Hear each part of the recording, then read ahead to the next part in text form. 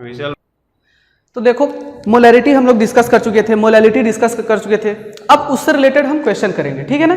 तो देखो मोलैरिटी से रिलेटेड क्वेश्चन कैसे आ सकते हैं। कल मैंने बताया था मोलैरिटी और परसेंटेज स्ट्रेंथ में रिलेशन, और उसके बाद भी मैंने कुछ बताया था कि मोलैलिटी और मोलैरिटी में रिलेशन। आज उससे रिलेटेड हम क्वेश्चन देखेंगे, ठीक है ना। तो देखो क्वेश्चन कैसे आ सकता है मोलैरिटी पे। यहाँ क्वेश्चन कैसे है, देखो calculate the molarity, calculate the molarity. Molarity को हम कैपिटल एम से डिनोट करते हैं, ठीक है। और क्या है, ऑफ 10% W/W NaOH सॉल्यूशन, ठीक है। अब देखो यहां पे क्या है, सॉल्यूट दे दिया है NaOH सॉल्यूशन, तो वो और डेंसिटी भी दिया हुआ है, ऑफ डेंसिटी 1.20 ग्राम पर ml, ठीक है ना। इतना हमको दिया हुआ है, कह रहा है कि मोलैरिटी कैलकुलेट करो। कैसे कैलकुलेट करोगे, तो सबसे पहले मोलैरिटी समझना पड़ेगा कि फॉर्मूला क्या होता है। तो देखो मैं यहां से सॉल्यूशन कर रहा हूं इसका। तो मोलैरिटी इज इक्वल्स टू होता है मोल्स ऑफ सोल्यूट। मैंने बताया था कि ए को मैं हमेशा सोल्यूट कंसीडर करूंगा सॉल्यूशन चैप्टर में, तो इसीलिए Na moles of solute divided by volume of solution in litre, volume of solution in litre. अगर ये ml में करेंगे तो, अगर ये ml में होगा तो ऊपर 1000 से मल्टीप्लाई कर देंगे, ऐसा मैंने बताया था। मैं यहाँ पे ml क्यों किया, क्योंकि यहाँ पे देखो ml में दिया हुआ है, ठीक है ना, तो इसीलिए मैंने यहाँ पे ml किया है। अब ध्यान दो, मोल्स ऑफ सॉल्यूट तो तुम निकाल सकते हो, कैसे, पहले इसका मीनिंग समझो। इसका मीनिंग क्या होता है, 10% W/W मतलब मास परसेंट इसको बोलते हैं। ये जो पहला वाला होता है इसको सॉल्यूट बोलते हैं, और जो दूसरा वाला होता है इसको बोलते हैं सॉल्यूशन, ठीक है। अब यहां पे देखो इसका मतलब क्या हुआ, 10 gram solute present in 100 gram of solution, यही इसका मीनिंग था, मैंने बताया था। 10 ग्राम ऑफ सॉल्यूट, सॉल्यूट क्या है, NaOH है, तो यहां पे मैं NaOH लिख दे रहा हूं, ठीक है ना। सॉल्यूट क्या है, यहाँ पे NaOH है, इसलिए मैं यहाँ पे NaOH लिख दे रहा हूं। 10 gram of NaOH is present in 100 gram of solution, ठीक है। 100 दोनों ही वेट है, इसीलिए ग्राम ग्राम में लिखा है, ठीक है ना। अगर वॉल्यूम होता तो ml में लिखता। तो यहां पे देखो सॉल्यूट का तुमको वेट पता चल गया और सॉल्यूशन का भी वेट पता चल गया यहां पे। तो तुम क्या कर सकते हो, सॉल्वेंट का भी वेट निकाल सकते हो कि नहीं, निकाल सकते हैं। लेकिन हमको सॉल्वेंट नहीं चाहिए, क्या चाहिए, सॉल्यूशन का वॉल्यूम चाहिए। तो पहले सॉल्यूशन का हम क्या कर लेते हैं, वॉल्यूम निकाल लेते हैं। तो देखो सॉल्यूशन का वॉल्यूम निकालोगे कैसे, डेंसिटी तुमको दिया हुआ है, मास दिया हुआ है, डेंसिटी इज इक्वल टू क्या होता है, मास बाई वॉल्यूम होता है कि नहीं। मास कितना दिया हुआ है, 100 ग्राम, यहां पे रख दो 100 ग्राम डिवाइडेड बाई वॉल्यूम, और यही हमको चाहिए। वॉल्यूम किसका है, ये सॉल्यूशन का है, ठीक है ना। डेंसिटी कितना दिया हुआ है, 1.20, 1.20। अब यहां से वॉल्यूम निकल जाएगा कि नहीं, इसको उधर भेज दो, इसको इधर भेज दो, निकल गया। वॉल्यूम कितना हो जाएगा, डेंसिटी पहले लिख दो, ग्राम पर ml, तो ग्राम से ग्राम क्या हो जाएगा, कैंसिल हो जाएगा, ये ml यहां पे आ जाएगा, तो 100 ml डिवाइडेड बाई 1.20, ये हो गया हमारा क्या, volume in ml। Volume calculate कर लिए। जब वॉल्यूम कैलकुलेट कर लिए तो इसमें रख दो मोल्स ऑफ सॉल्यूट। कैसे होगा, given weight of solute divided by molar mass of solute.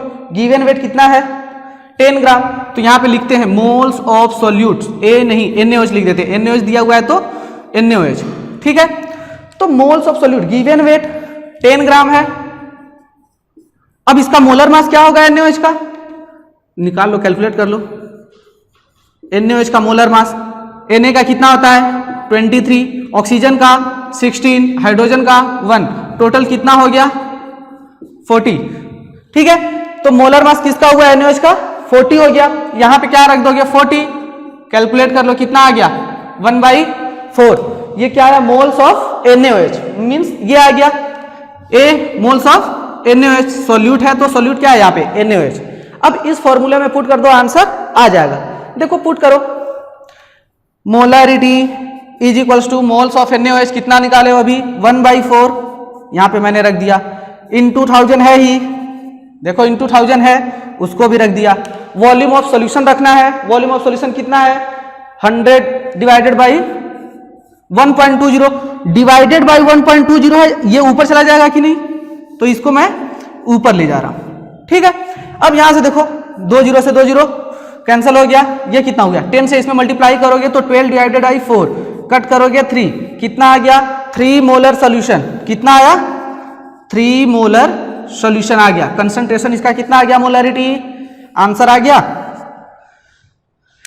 इसका यूनिट क्या होता है, या तो तुम मोलर कंसंट्रेशन लिख दो या फिर मोल पर लीटर, क्या लिखोगे मोल पर लीटर। देखो इसको मोल बोलते हैं और वॉल्यूम ऑफ सॉल्यूशन को ml में है, लेकिन 1000 से मल्टीप्लाई किए हैं, ऊपर मल्टीप्लाई किए हैं, तो ये किस में कन्वर्ट हो जाएगा लीटर में, इसीलिए मोल पर लीटर। या तो तुम मोलर लिख सकते हो या फिर मोल पर लीटर, यही इसका क्या होगा आंसर होगा, ठीक है। चलो अब देखते हैं नेक्स्ट क्वेश्चन के बाद।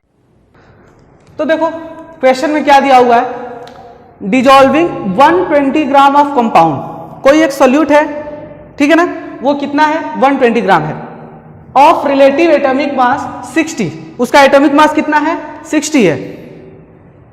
ये क्या दिया हुआ है, in 1000 gram of water, solvent कितना दिया हुआ है 1000 gram, gave a solution of density 1.12 gram of ml, density भी दिया हुआ है, तो पूछ रहा है कि मोलरिटी क्या होगा। अब ध्यान से देखो मोलरिटी को हम कैसे कैलकुलेट करेंगे।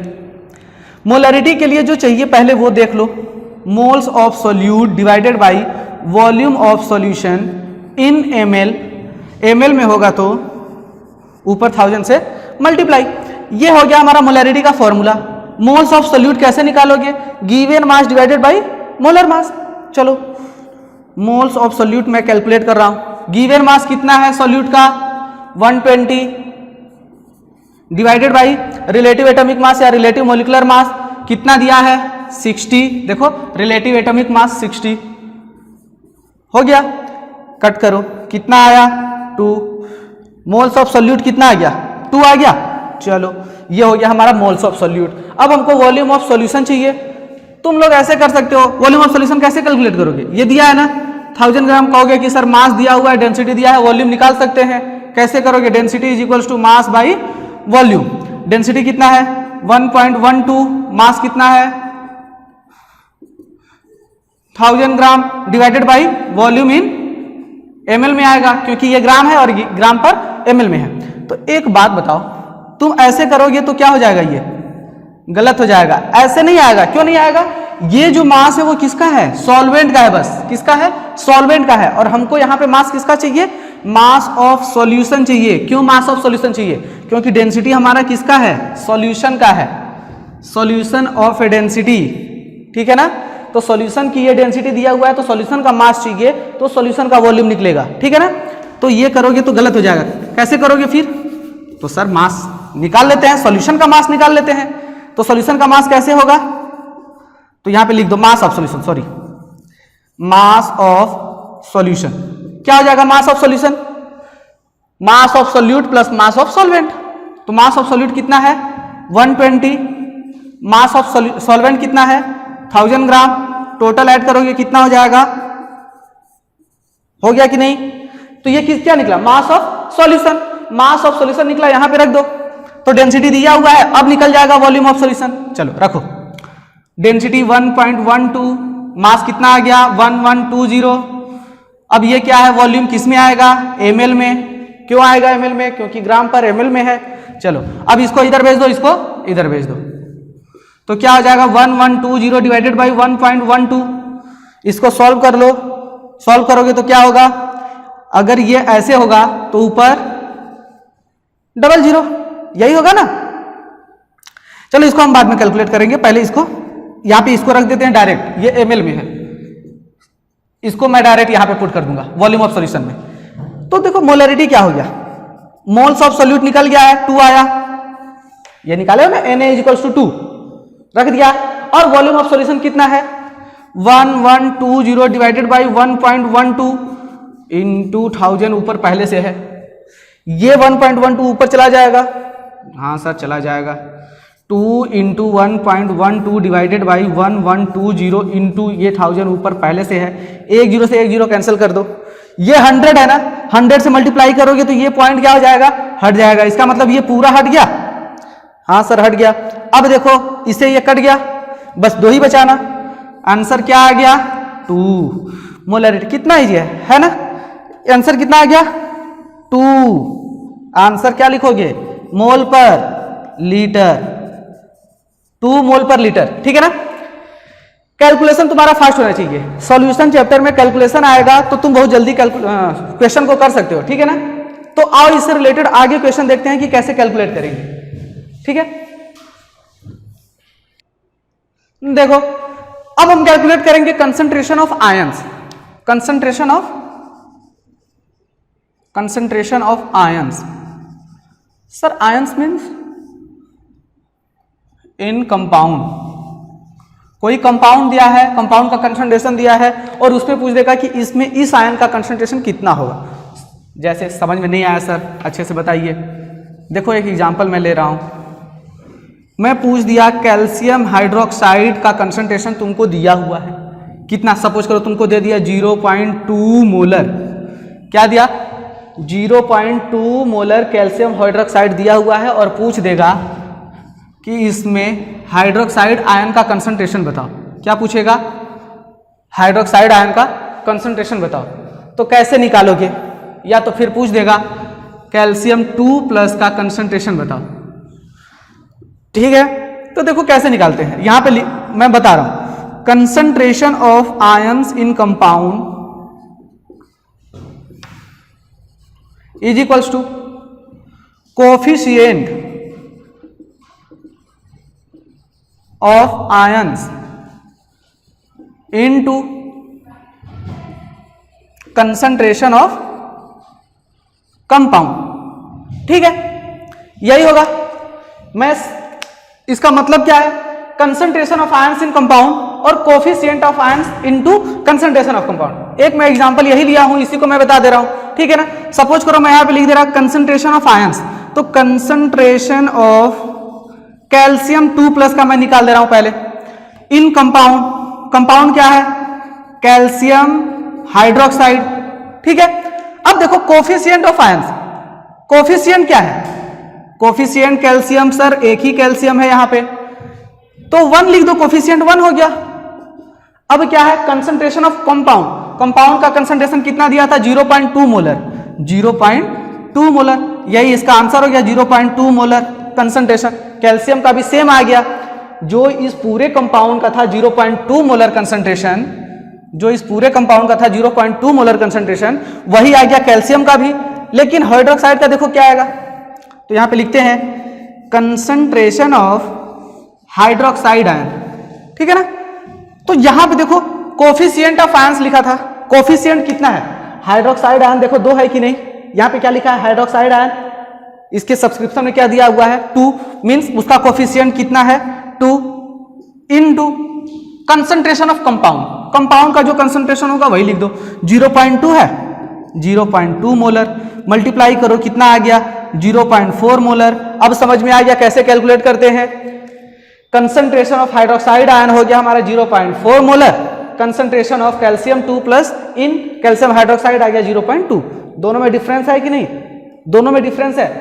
क्यों? क्योंकि कोफिशिएंट में डिफरेंस है, कैल्शियम एक ही है हाइड्रोक्साइड 2 है, तो जितना ज्यादा उसमें आयंस रहेंगे उतना ज्यादा उसका क्या होगा कंसंट्रेशन होगा। तो ये बात समझ में आ गया कैसे कैलकुलेट करते हैं। आओ एक और एग्जांपल देखते हैं कैसे करोगे। सपोज करो तुम्हें NaOH दे दिया, क्या दे दिया NaOH, तो इसमें Na+ का कंसंट्रेशन कितना होगा, Na+ का कंसंट्रेशन बताओ कितना होगा। मैं बोल दिया कि सर X मोलर है, X मोलर NaOH है, तो Na+ का कंसंट्रेशन कितना होगा। अरे सोडियम एक ही तो है, सोडियम एक ही है, तो जो इसका कंसंट्रेशन होगा वही Na+ का कंसंट्रेशन होगा। OH- का कंसंट्रेशन क्या होगा X मोलर, ये भी हो जाएगा। OH- का कंसंट्रेशन कितना हो जाएगा X मोलर ही होगा। क्यों? क्योंकि OH भी यहां पे क्या है एक ही ठो है, जैसे वहां पे OH 2 ठो था, लेकिन यहां पे OH एक ही है, इसीलिए इसको भी क्या लिखोगे, जो कंपाउंड का कंसंट्रेशन वही इसका कंसंट्रेशन। चलो ये बात तो हो गया जनरल चीजें, और आगे देखते हैं कैसे कैलकुलेट करते हैं अब, और कंसंट्रेशन टर्म जितना है।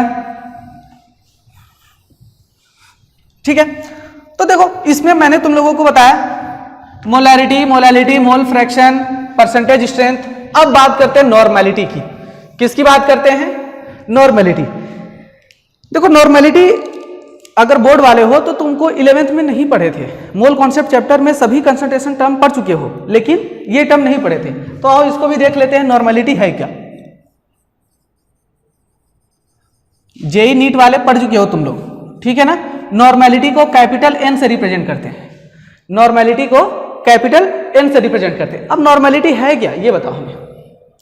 तो नॉर्मेलिटी को बोलते हैं, जिसे वहां पे क्या लिखते थे? मोल्स लिखते थे। यहां पे क्या लिखोगे?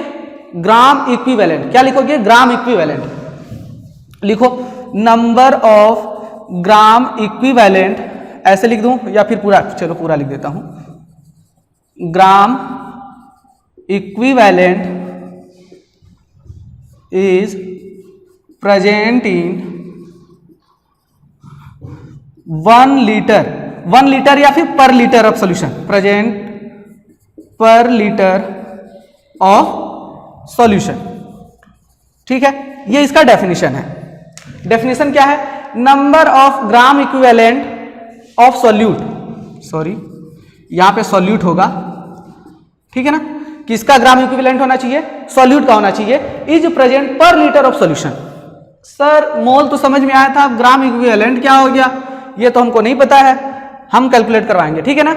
आओ देखते हैं ग्राम इक्विवेलेंट। पहले फॉर्मूला लिख लो नॉर्मेलिटी का। तो normality is equals to, gram equivalent को मैं बस ऐसे ही लिखूंगा, ठीक है ना, पूरा यहां पे लिख दिया है। ग्राम इक्विवेलेंट को बस मैं ऐसे लिखूंगा। तो gram equivalent of solute divided by volume of solution in litre. उसमें क्या था मोलरिटी में? Moles of solute divided by volume of solution in litre. अगर इसको ml में कन्वर्ट करोगे, ml में लिखोगे तो यहां पे 1000 से मल्टीप्लाई हो जाता था। वही सेम प्रोसेस इसमें है। ये हो गया फॉर्मूला, ये हो गया नॉर्मेलिटी का फॉर्मूला। लेकिन सर हमको जब यही कैलकुलेट नहीं करने आएगा तो हम नॉर्मेलिटी कैसे कैलकुलेट करेंगे, ठीक है ना। तो आओ पहले ग्राम इक्विवेलेंट देखते हैं क्या होता है। Gram equivalent is equals to, gram equivalent is equals to होता है given mass, given mass divided by equivalent mass, equivalent mass या फिर वेट, ठीक है। ये फिजिक्स नहीं है कि वेट और मास दोनों डिफरेंट होगा, ठीक है ना। ये केमिस्ट्री है, केमिस्ट्री में मास और वेट दोनों सेम है। फिजिक्स में दोनों डिफरेंट हो जाएगा, मास को केजी में, वेट को एमजी होता है ना। चलो ये देखो, अब gram equivalent is equal to हो गया गिवन मास। गिवन मास तो दिया ही रहेगा, लिखा ये पहले गिवन मास ऑफ सॉल्यूट। अब ध्यान दो इक्विवेलेंट मास क्या होता है। इक्विवेलेंट मास, इक्विवेलेंट मास के लिए मैं पूरा वीडियो ही बना रहा हूं, ठीक है ना, क्योंकि इक्विवेलेंट मास सबके लिए डिफरेंट डिफरेंट होता है। तो मैं इक्विवेलेंट मास कैसे कैलकुलेट करते हैं वो कराऊंगा, उसके बाद फिर मैं बताऊंगा कि नॉर्मेलिटी से रिलेटेड क्वेश्चन कैसे कैसे आते हैं, ठीक है। चलो पहले इसको तुम नोट करो और उसके बाद मैं आगे बढ़ रहा हूं इक्विवेलेंट मास कैसे कैलकुलेट करते हैं, ठीक है। चलो रफ कर रहा हूं, ठीक है ना।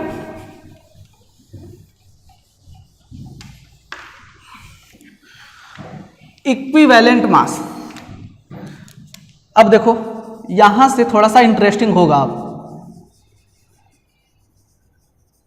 इक्विवेलेंट मास कैसे कैलकुलेट करेंगे, तो एक बात बताओ, नेचर में जैसे जैसे कंपाउंड होंगे उस हिसाब से हम कैलकुलेट करेंगे इक्विवेलेंट मास। तो नेचर में किस किस टाइप के कंपाउंड हो सकते हैं ये बताओ। नेचर में किस तरीके के कंपाउंड हो सकते हैं?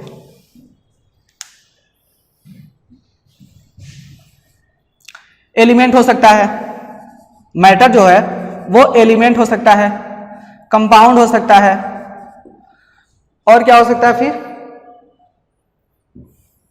कंपाउंड के भी देखो 3 टर्म होंगे, कंपाउंड के भी 3 टर्म होंगे। कौन कौन सा? सॉल्ट, बेस और एक एसिड। एसिड, बेस और सॉल्ट। अब एक बात बताओ, इसके लिए भी कैलकुलेट करेंगे, इसके लिए भी कैलकुलेट करेंगे, इसके लिए भी और इसके लिए भी। तो हम देखते हैं कि कैसे एलिमेंट के लिए पहले होगा, ठीक है ना, उसके बाद हम देखेंगे कंपाउंड के लिए। तो पहले एलिमेंट के लिए देखो कि एलिमेंट के लिए हम इक्विवेलेंट वेट कैसे कैलकुलेट करते हैं। यहां पे लिख दो एलिमेंट, ठीक है, एलिमेंट के लिए।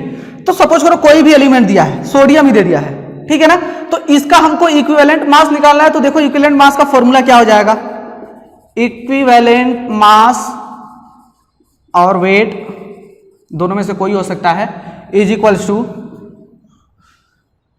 इसका एटॉमिक मास। क्या होगा, atomic mass, atomic mass of element divided by, और क्या होगा, इसकी वैलेंसी। वैलेंसी पता है, आउटर मोस्ट ऑर्बिट में जितने इलेक्ट्रॉन होते हैं वही क्या होती है, उसकी वैलेंसी होती है। तो लिखो वैलेंसी, वैलेंसी ऑफ एलिमेंट। अब सोडियम यहां पे मैंने लिखा है, तो सोडियम का सबसे पहले क्या करोगे, इलेक्ट्रॉनिक कॉन्फ़िगरेशन क्या होता है, 281। 281 आउटर मोस्ट ऑर्बिट में कितने इलेक्ट्रॉन, 1, इसका एटॉमिक नंबर 11 होता है ना, और मास नंबर 23। तो मास नंबर 23 है, एटॉमिक नंबर 11 है, इलेक्ट्रॉनिक कॉन्फ़िगरेशन करोगे 281 आएगा। आउटर मोस्ट ऑर्बिट में, इसका मतलब सबसे बाहर वाले कक्ष में क्या है, 1 है। तो यहां पे क्या हो जाएगा, वैलेंसी 1, और एटॉमिक मास कितना होता है, 23 है ना, इसका 23 डिवाइडेड बाई 1, मतलब इसका जो एटॉमिक मास है वही इसका इक्विवेलेंट मास है।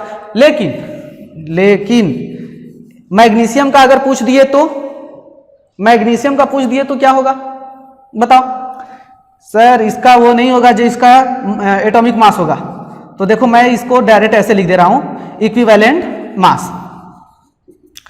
Equivalent mass is equal to हो जाएगा एटॉमिक मास। इसका एटॉमिक मास कितना होगा, मैग्नीशियम है 12 होता है, अप्रॉक्स 25 होगा, ठीक है ना, 25। अब देखो डिवाइडेड बाई वैलेंसी, इसके आउटर मोस्ट ऑर्बिट में कितने इलेक्ट्रॉन होते हैं,